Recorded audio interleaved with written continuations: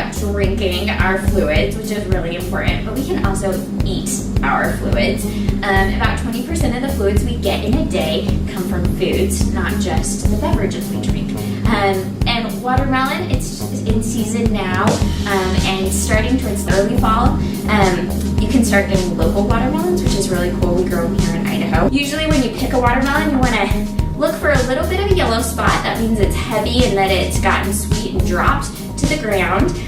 If you look for a bee sting, the sort of brown spot, the scar kind of on a watermelon, that can also mean that it's sweet.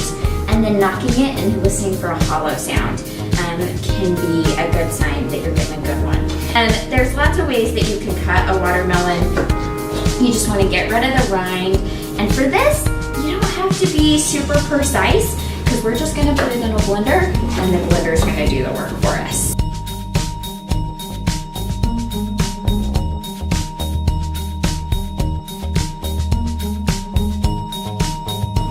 I'm going to use just some organic cane sugar, and for this, I don't want it super sweet. I think the watermelon does a good job of giving it nice sweetness, so I'm going to add about a tablespoon.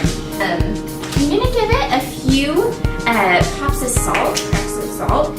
I think some people like their watermelon with salt, but salt, when you're using it in cooking, what I love about it is it has a good way of just making the natural flavors of whatever you're cooking come out. And then I want to add some liquid to help blend the fruit. You can use all kinds of different liquids. If you were stuck in a pinch, you could use water. I'm going to use some lime juice. I think melon and lime go really well together.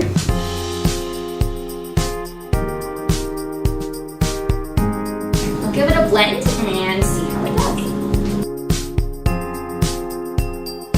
Okay. So make sure that you get it all blended up. I like to just test it at this point, just to see if the flavors are right.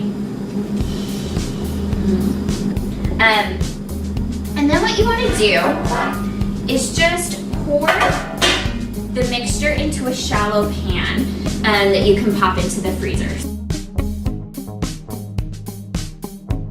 You know, after about 30 minutes, you can get in there and start to flake it, and then you put it back in and just let it freeze hard. So it can take up to 4 hours for it to freeze hard, and then you just scrape it, and you get this really fun, natural ice, or Granita.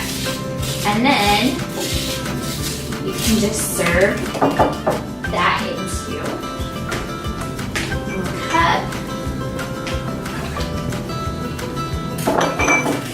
This one's been freezing over the weekend, so it's a little harder. But you can serve it at any stage once it's icy. But a super fun, natural way to get a nice sort of snow cone in the middle of the summer.